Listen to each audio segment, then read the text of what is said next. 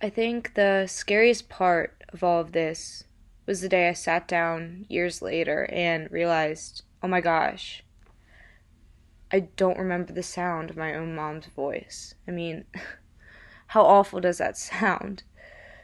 From that point forward, I vowed to myself and to others in my family not to let any other memories of her fade into that oblivion. She was my youngest sister. I was Anne Marie's sister-in-law. She was my youngest daughter. She was my baby. I was her brother-in-law. She was my aunt. She was my baby sister. I was her eldest daughter. She was my sister-in-law. She was my sister-in-law, but because I knew her when she was 11 years old, it was almost like she was my little sister. She was my first daughter-in-law, and she was the mother of my first granddaughter. I was her youngest daughter. Father.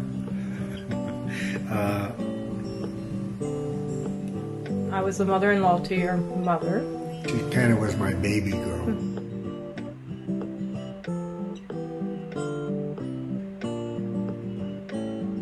I guess there's like a certain loneliness to it. Kind of given the circumstances, not a lot of people really connect with you and ask you about it. So there's kind of this burden that you carry around. It was just finding a way in life without her. It would come over you all at once without you realizing that it was going to happen. Acceptance and that life will never be the same. Everybody in the family grieved a little bit differently, and when you're a really close-knit family that lives close together, not everybody gets the opportunity to grieve in the way that they want. Missing her during holidays, that's the time that I would see you guys the most, and whenever we have a holiday come, it's hard because I think of her. It's very painful. But as time went on and the years passed, it's gotten less painful. Accepting that you didn't always have to be strong and act like it wasn't affecting you, because that was one of my biggest issues.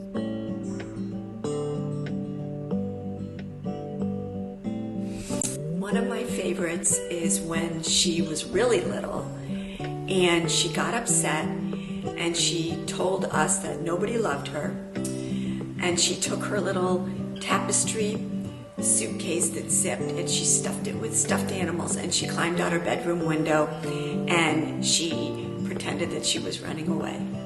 We were staying in a lodge when we were at Yellowstone, and it was my turn to get into the shower, and I grabbed onto the shower rod and it fell and collapsed, and I fell into the shower, and guess who ran in to save me? Anne Marie. Only Anne Marie. And we just cackled and laughed about that for years to come, because it was just, that's the way she was. Always caring, always worried about people, and it was very sweet. She called us from Boston, where she would work at Marshall's after graduating from the University of Connecticut, crying, saying this was a terrible job, blah, blah, blah. And I said, Anne Marie, you're an adult, you're young, quit, and move to Maryland, which she did. I'm playing horseshoes with your grandfather, and your mom was eating pokeberries, saying these are the worst blueberries I ever tasted. And I had to turn at her and look at her and say, Anne Marie, they're not blueberries, they're pokeberries, and she's got all this purple juice running down her face. I said, I'd spit them out if I was you, because they are poisonous. And that was hilarious. When you and your sister started cheerleading, she called me probably twice a week to talk about what you guys were doing and ask me questions and tell me everything that was going on at practice. And I loved that when she became a cheer mom, we had something to share. And we went to Yukon, and we were tailgating with a bunch of friends of hers from college, and I guess maybe in high school and things like that she had grown up with and things. So that was a lot of fun. And she lived near us in the Boston area. I moved her, and we had a big flatbed truck, and we loaded up the stuff on the truck, and we're driving up the highway, and all of a sudden the headboard for the truck, or for the bed, flew off the truck and shattered into a million pieces on the highway. She had forgotten her, I think it was her driver's license, and she was able to get into Canada, but without her driver's license, she wasn't able to get back into the United States. So it was like mega stressful for her, and I remember her calling Bonnie, her mom, all the time, trying to work it out. And eventually she got a copy, or maybe Bonnie mailed to her. I can't remember exactly how it went, but I'll never forget that. It was a good time. It was an awesome trip.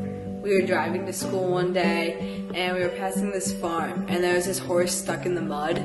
So after she dropped me off, she went back and called, went up to the owners and got the horse out of the mud.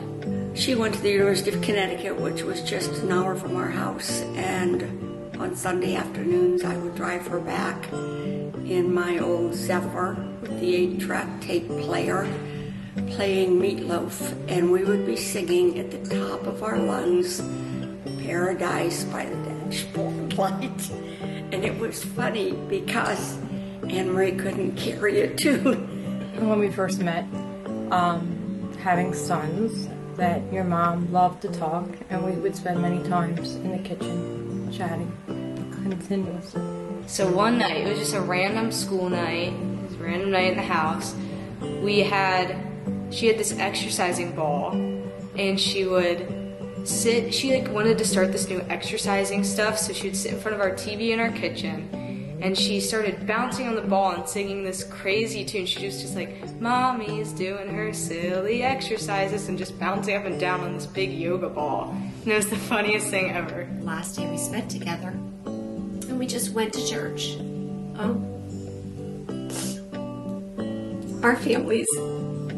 And then we stopped at the pharmacy to pick up some prescriptions and came back to our house here.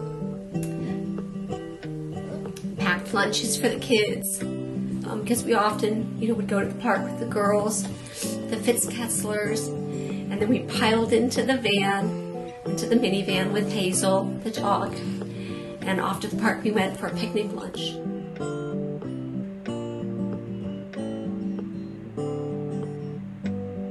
Just happy. Loving. She was a loving mother, a loving sister-in-law. Just an amazing person. I feel like she came alive when you were born. Radiant. Understanding. She was very understanding. Positive. Your mother was positive, always. Caring. Chatty, I think. She liked to talk a lot, so I remember always hearing her voice in the background. She was always happy. That was easy, love. Very go with the flow type of personality, which I unfortunately did not inherit. Very outgoing. Is exuberant. She just is full of energy and life, and it's always the half glass full perspective on life, and just so much fun. Outgoing.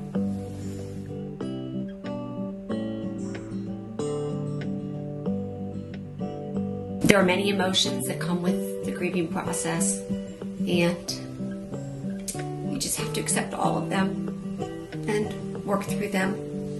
But know that there's not a right or wrong feeling that you might have. I know that what got me through it and continues to get me through it is my faith, and I say hold on to God's hand. He'll get you through the hardest part, and He'll continue for the rest of your life. To not try to avoid the grief, but to allow the grief to happen, and no matter how it makes you feel, to let that be your experience. Yeah, take it day by day, I think, is the best piece of advice. One day at a time. I would say that you need to give everybody the space to do what makes them feel comfortable while they're grieving, and just kind of accept that not everybody is going to experience things the same way as you. Faith, family, friends, rely on that, and also find somebody to talk to. Well, everyone grieves differently, And in my mind, it's you follow your heart and you can experience the outcome moving forward. Yeah, you have to have something to lean on, people to lean on, friends, family, faith, whatever it is that you can turn to when you're not feeling so good. Definitely rely on family and friends to help you through times that are difficult like that. And also faith was really important for myself, and I think for certainly all of our family, because without faith and family and friends, I'm sure I would have struggled to comprehend, to deal with all that was going on.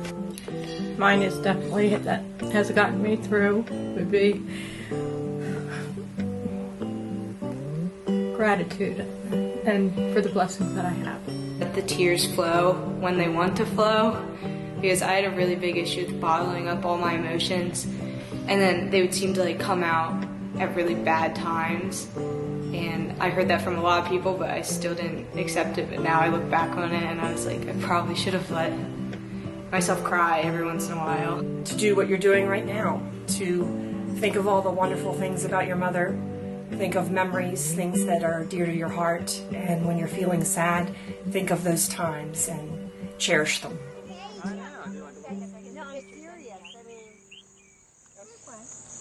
Here, baby. You're gonna play? Rachel. There, you can do that too. Rachel. Ah! Rachie. Hands are coming out. It says happy birthday. He doesn't want. I'm gonna get her. Okay, birthday kids. All right, Matt, That you wanna would be come around? Rachel, Emily, Yeah. Ian. Look over here, birthday kids.